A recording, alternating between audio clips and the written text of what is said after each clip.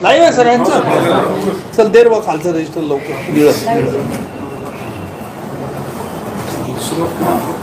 बहुचर्चित मत्सा गावचे सरपंच संतोष देशमुख यांच्या खटल्याची सुनावणी सरकार पक्षातर्फे आज आम्ही सुरू केली.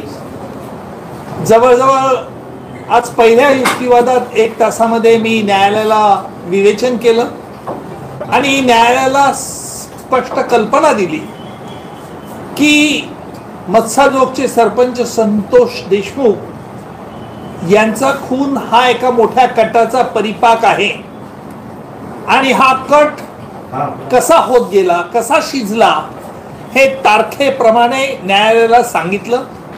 त्याचप्रमाणे प्रत्येक तारखेबाबत आमच्याजवळ पुरावा आहे हा देखील मी आज न्यायालयात दावा केला. विशेषतः ज्यांनी धमकी दिली, ज्यांनी वाल्मिक कराड यांनी जी धमकी दिली, त्याचप्रमाणे गँग लीडर हा तिथे प्रत्यक्ष आला आणि त्याने सुदर्शन घुलेने देखील त्या धमकीचा पुनरुच्चार केला. या सगळ्या गोष्टी सरकार पक्षाकडे व्हिडिओ रेकॉर्डिंगच्या स्वरूपात आणि ऑडिओ रेकॉर्डिंगच्या स्वरूपात आहेत आणि न्यायालयाने सांगितलं की हा कट म्हणजे एक कंटिन्युइंग क्रिमिनल कॉन्स्पिरसी आहे. हा कट 2 किंवा दोघांपेक्षा अधिक आहेच, परंतु हा कसा वाढत गेला आणि यातील आरोपी कसे दोषी आहेत. यातील एक फरारी आरोपी आहे, त्याच्याबद्दलही आम्ही कृष्णा आंधळेबद्दल न्यायालयाला विशद केलं की याचा देखील या गुन्ह्यात सहभाग कसा आहे. आता महत्वाच्या 2 गोष्टी याच्यामध्ये आम्ही आज न्यायालयात विशद केल्या. काही जे महत्वाचे साक्षीदार आहेत त्यांची ओळख ही गोपनीय न्यायालयाने ठेवावी अशी न्यायालयाला विनंती केली आहे. दुसरा एक अर्ज आम्ही आज न्यायालयात दिला की यातील काही लोकांची प्रॉपर्टी जी आहे ती प्रॉपर्टी या संघटित गुन्हेगारी कायद्याखाली देखील जप्त करावी अशी न्यायालयाला आज विनंती केली. त्यानुसार न्यायालयात आम्ही आज अर्ज केलेले आहे. या CIDचे SITचे प्रमुख श्री तेली हे स्वतः न्यायालयात हजर होते. त्यांचे सहकारी सर्व हजर होते. माझे सहकारी ॲडव्होकेट बाळासाहेब कोल्हे यांनी सगळ्या कागदपत्रांची पूर्तता, जे आरोपींना काही जे कागद हवे होते त्या कागदपत्रांची पूर्तता केली. आमच्याकडे असलेल्या उपलब्ध पुराव्यानुसार ही घटना 8 ऑक्टोबर 2024 पासून तर शेवटी म्हणजे ज्या वेळेला 9 जानेवारीला यांचा मत्साजोगचे सरपंच 9 डिसेंबर 2024ला यांचा ज्या वेळेला निघून खून झाला त्यापर्यंत या घटनाची मालिका ही आम्ही न्यायालयात विशद केली आणि तसंच न्यायालयाला स्पष्ट केलं की प्रत्येक घटनेच्या तारखेविषयी आमचा जो पुरावा आहे, यातील संघटित गुन्हेगारी ही कशी फोफावली गेली आणि यातला म्होरक्या जो गँग लीडर सुदर्शन घुले आहे हा मुख्य आरोपी जो वाल्मिक कराड याच्या म्हणण्यानुसार कसा वागत होता हे देखील आज न्यायालयात आम्ही स्पष्ट केलेलं आहे. आरोपींना सगळी कागदपत्र त्यांना जी हवी होती ती देण्यात आलेली आहेत आणि तसंच याचे पुढची स्टेप म्हणजे 10 एप्रिल ही तारीख ठेवली आहे. 10 एप्रिलला आरोपी तर्फे आम्ही कोर्टाला एक चार्ज देऊ की न्यायालयाने यांच्याविरुद्ध कोणकोणते गुन्हे हे करावेत, चार्ज फ्रेम करावा अशा तऱ्हेचा आम्ही विनंती अर्ज देखील 10 एप्रिलला कोर्टात देणार आहोत. काय कागदपत्रांची मागणी केली होती आरोपीच्या वकिलांनी? ज्या कागदपत्रांवरती सरकार पक्षाची भिस्त होती, विशेषतः CCTV फुटेज, त्याचप्रमाणे CDRs, त्याचप्रमाणे या आरोपींची जी गोपनीय मीटिंग जी झाली जी 7 डिसेंबर 2024ला आणि त्याचप्रमाणे ही जी मीटिंग झाली त्याप्रमाणे हॉटेलच्या तिथे जे एकत्र भेटले होते त्या संदर्भातले सगळे कागदपत्रांचं मागणी त्यांनी मागितली होती. त्याप्रमाणे मागणी त्याचप्रमाणे यांनी प्रत्यक्ष ती अबादा कंपनी जी आहे या अबादा कंपनीच्या अधिकाऱ्यांना जी धमकी दिली होती ती धमकीचे ऑडिओ कॉल्स, ऑडिओ रेकॉर्डिंग हे सुद्धा न्यायालयात आम्ही हजर केले आहे.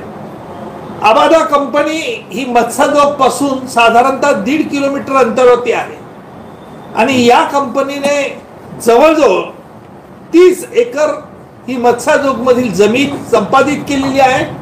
त्यांनी तिथे स्टोअर यार्ड म्हणून ते वापरत होते आणि त्या बदल्यात ही आबादा एनर्जी प्रायव्हेट कंपनी जी आहे ही त्या शेतकऱ्यांच्या ज्यांच्या जमिनी त्यांनी ताब्यात घेतल्या कराराने त्यांच्या प्रत्येक मुलाला तिथे नोकरी देणार होते आणि महिना 50,000 वर्षाला 50,000 रुपये द्यायचं कबूल केलं तर त्यानुसार ते देत होते. त्यामुळे जी 6 डिसेंबरला जी आबादाबादची कंपनी बंद करावी म्हणून सुदर्शन घुले हा त्याच्या मित्रांना गँगच्या लोकांना घेऊन आला. त्याला या ग्रामस्थांनी विरोध केला. कारण असे की त्यावेळेला ही देखील संतोष देशमुखांना, मत्स्यजोगचे सरपंच देशमुखांना ही बातमी फोनने कळवण्यात आली होती आणि म्हणून मत्स्यजोगचे सरपंच त्या क्षणी तिथे गेले आणि त्यांनी या आरोपींना विनंती केली. आरोपींना पोलिसांनी त्यावेळेला 3 आरोपींना पोलिसांनी अटक देखील केली होती आणि मग त्याच्यानंतर घडलेलं सगळं हकीकत आपल्या समोर आहे. आरोपी व्हिडिओ कॉन्फरन्सिंगद्वारे होते, त्यांच्या म्हणण्याबाबत आज काही ग्राह्य धरलं जातं नाही. आज आरोपींच्या वकिलांनी आम्हाला कागदपत्र द्या, तुम्ही खटला सुरू करू नका, कारण आम्हाला कागदपत्र दिल्याशिवाय तुम्हाला खटला सुरू करता येत नाही अशी त्यांनी विनंती केली होती. न्यायालयात मी जो नवीन भारतीय नागरिक संरक्षण संहिता याच्यातील कलम 249 न्यायालयाला वाचून दाखवलं. ज्या क्षणी हा खटला न्यायालय सत्र न्यायालयात येतो व ज्या क्षणी आरोपींना न्यायालयासमोर हजर करण्यात येतं तेव्हा सरकारी वकिलाने सरकारची काय केस आहे हे न्यायालयाला सांगितलं पाहिजे, जेणेकरून न्यायालयाला त्याचा आम्ही सांगतो त्या घटनेचा अभ्यास करता येईल आणि त्याप्रमाणे त्याला इंग्रजीमध्ये म्हणतात opening of the case of the prosecution. त्याप्रमाणे आज न्यायालयामध्ये आम्ही संतोष देशमुख यांच्या खटल्याची सुरुवात आजपासून आम्ही सुरू केलेली आहे. संपूर्ण खटला जो आहे तो तुम्ही वाचलेला आहे, सगळे पुरावे सुद्धा तुम्ही यातले बघितलेले असतीलच.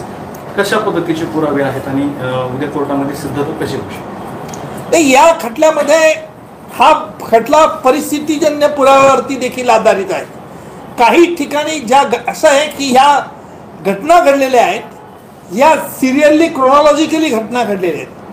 प्रत्येक घटनेला प्रत्यक्ष पुरावा नसला तरी आमच्याजवळ काही कागदोपत्री पुरावा आहे, सायंटिफिक पुरावा आहे.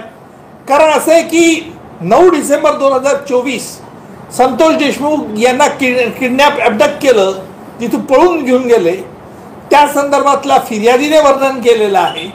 आणि तसंच एकदा कायद्याने एकदा एक बाब साबित केली की पुढचं वर्णन आरोपीवरती देखील असतं.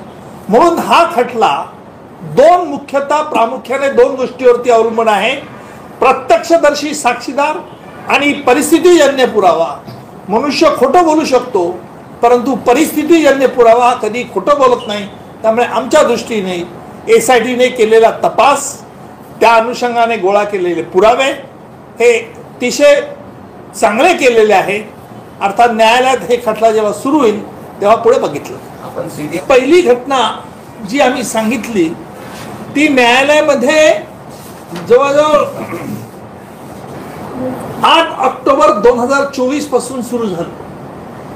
आमच्याजवळ असलेल्या उपलब्ध पुराव्यानुसार जो जगमित्र ऑफिस म्हणून जे आहे परळीला, जिथे वाल्मिक कराड आणि त्याचप्रमाणे विष्णू चाटे यांची बैठक झाली, या बैठकीत त्यांनी आबादा कंपनीकडून 2 कोटी रुपयाची खंडणी मागण्याचं निश्चित केलं आणि आबादी कंपनीच्या अधिकाऱ्याला जो land acquisition officer Shivaji Thopte याला बोलवण्यात आलं. त्याप्रमाणे शिवाजी थोपटे 7 वाजता जाऊन त्यांना भेटले. 7 वाजता भेटल्यानंतर तिथे आरोपी वाल्मिक कराडने त्यांना धमकी दिली आणि सांगितले की तुम्ही 2 कोटीचं खंडणी द्या किंवा कंपनीचं कामकाज बंद करा. अशा रीतीचं या संदर्भात आमच्याकडे पुरावा उपलब्ध आहे. त्याप्रमाणे 9 ऑक्टोबर दुसऱ्याच दिवशी म्हणजे 8 ऑक्टोबर नंतर 9 ऑक्टोबरला थोपटेने लगेच आपल्या वरिष्ठांना कळवलं, दिल्लीला कळवलं. दिल्लीच्या अधिकाऱ्यांनी सांगितलं तुम्ही पोलीस तक्रार करू नका, कारण ही जी लोक धमकी देणारे आहेत ही फार मोठी लोक आहेत, तुम्ही काही तक्रार करू नका. त्याप्रमाणे पोलिसात तक्रार करण्यात आली नाही. नंतर 26 नोव्हेंबर 2024ला सुदर्शन घुले हा फॅक्टरीत तिथे गेला, साधारण सकाळी 11:30 वाजता कंपनीच्या इथे गेला आणि कंपनीच्या शिवाजी थोपटेंना पुन्हा धमकी दिली की तुम्ही खंडणी द्या नाही आणि ज्याप्रमाणे तुम्हाला वाल्मिकरांनी सांगितलेलं आहे त्याप्रमाणे करा, नाही केलं तर तुम्हाला पुढे कामकाज करता येणार नाही, बीड जिल्ह्यात तुमचं आम्ही कुठेही काम होऊ देणार नाही. याच्याकरता आमचा जो CDR आहे आणि सगळे मोबाईल फोनचं आहे. नंतर 26 नंतर 29 नोव्हेंबर ही महत्वाची आहे. वाल्मिकरांनी सुनील शिंदेला बोलवलं, सुनील शिंदेला फोन केला. वाल्मिकरांनी 29 नोव्हेंबरला सकाळी 11:30 वाजता फोन केला. त्यावेळेला त्याने फोन विष्णू चाटेचा वापरला होता आणि तिथेही धमकी दिली होती. सुदैवाने सुनील शिंदेने हा फोन स्पीकरवरती ठेवला, त्याच्यामुळे शिवाजी थोपटेने ती धमकी ऐकली आणि हे सगळं जे आहे हे कॉल रेकॉर्डिंग केलेलं आहे. सुनील शिंदेने हे कॉल रेकॉर्डिंग केले.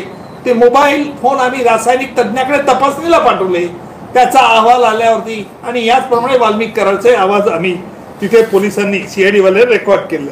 अशा तऱ्हेची ह्या घटना आहे.